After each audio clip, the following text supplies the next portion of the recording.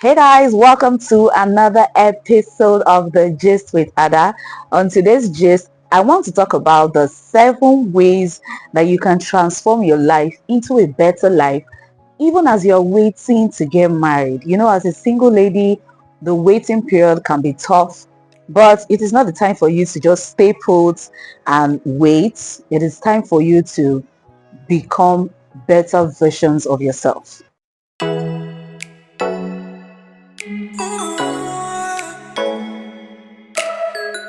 Welcome back. If this is the first time of you seeing me, my name is Ifeoma Ada Oke. I'm a relationship coach and I talk about everything relationship, personal development and lifestyle. If you are watching my video for the first time, please don't forget to subscribe even as you continue watching. Okay. All right. If you're returning, thank you so much for coming back. You are the MVP. Thank you for sticking with me. Thank you for continuing to watch my videos. I see you. I see your likes. I see your comments. God bless you. Thank you so much for your support. Today is Personal Development Day. So I'm talking about the 7 ways that you can transform your life so that you can live a better and more fulfilling life even as a single lady. The waiting period can be tough. I know. I've been there. I got married in my 30s. Meanwhile, I actually thought I was going to get married in my 20s. But yes, life happened and I got married in my 30s. But one of the things I have noticed about the single ladies is some of you are just putting your life on hold just because you're not yet married. You're just sitting down and waiting for the man. No, you need to start living a better and fulfilling life so that when the man comes into the picture, it is an addition. He is not the one that is going to solve all your problems. You cannot put that on him. It's going to be very, very exhausting. When you are a better person, when you are a more fulfilling person, it also helps your relationship to be more healthy. Okay, there's so many tips on how you can build a better life, but today I'm just going to share with you 7 wonderful tips. Okay, so stick with me till the end of this video. The first on my list is you need to build and maintain a strong burning desire. That is the desire to be better.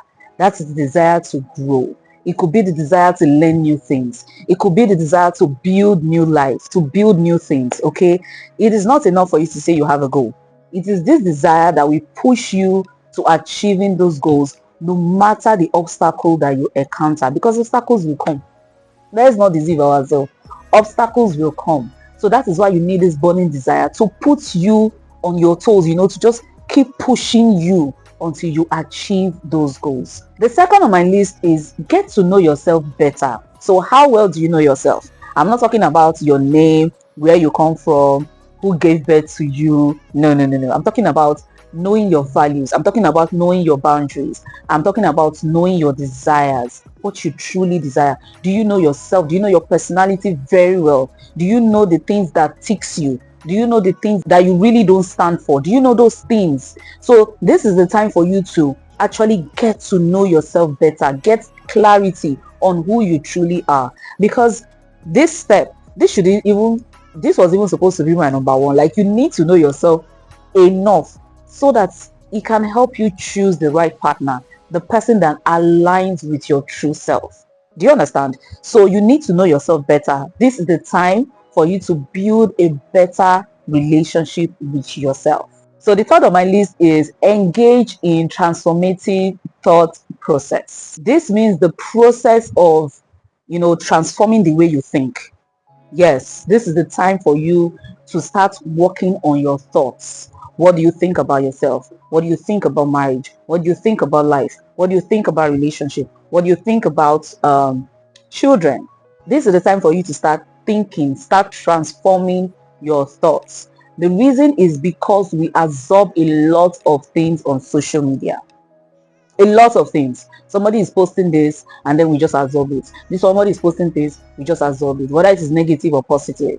So this is the time for you to start working on your thoughts, because a lot of times your thought process could either make you or mar you, whether you are married or not. Your thought process is everything. I keep saying this. The mind is a very powerful tool. Your mindset is very, very powerful. So this is the time for you to start working on your mindset. Now that you want to be better, start working on your mindset so that you can be more positive. You can look at this world with a more positive approach. And I always recommend the use of affirmations. Even if you don't want to buy my affirmations book, you need to start writing your own affirmations. Yes, you need to start writing. See, affirmations are just positive declarations that you say to yourself. Stuff like, I'm beautiful, I'm brave, the universe is working for me, grace is upon me, the hand of the Lord is upon me. These are positive declarations. I'm going to have a fulfilling home. I'm going to have a fulfilling marriage. My husband is going to love me and my kids. Positive words. So the more you start saying those positive words to yourself, the more you see your mindset to start to transform. You start to push out those negative thoughts. Those negative thoughts of, my marriage is not going to work. Those negative thoughts of, I might not have kids. Those negative thoughts of, I might not do well in life. Because the things that we see on social media, after absorbing them, we start to think, maybe this is going to happen to me. So you need to start transforming your thoughts. It's going to help you.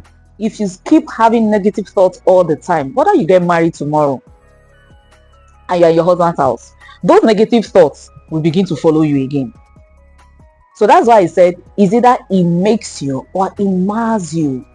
So please start working on your thoughts. The fourth on my list is start living differently. Start doing things differently. You want to live a better life, you want to be better, or you want to be a better version of yourself, you need to start doing things differently. Maybe the old ways is not serving you anymore.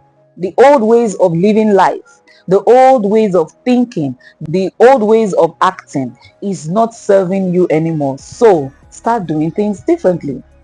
You know the saying that foolishness is when you do the same thing over and over and again and you're expecting a different result, something like that. Yes, that is foolishness. You need to start living differently. You need to start doing things differently. Life is not one-way street. No. So please start living differently. Start doing things differently until you start to see your life transformed. The fifth on my list is build your self-love. Please, you need to love yourself more. You need to build your level of self-love. You need to look at yourself in the mirror and say, look, girl, I love you. You are the best. You're doing the best that you can.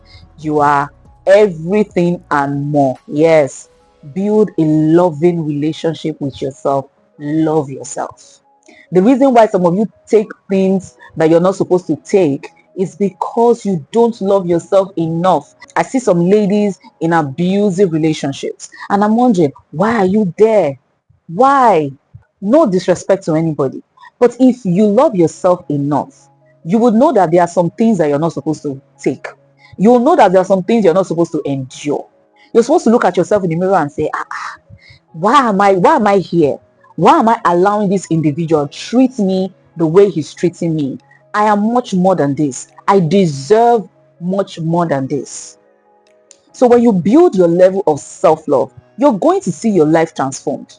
There is no two ways about it. So you need to start loving yourself more, please.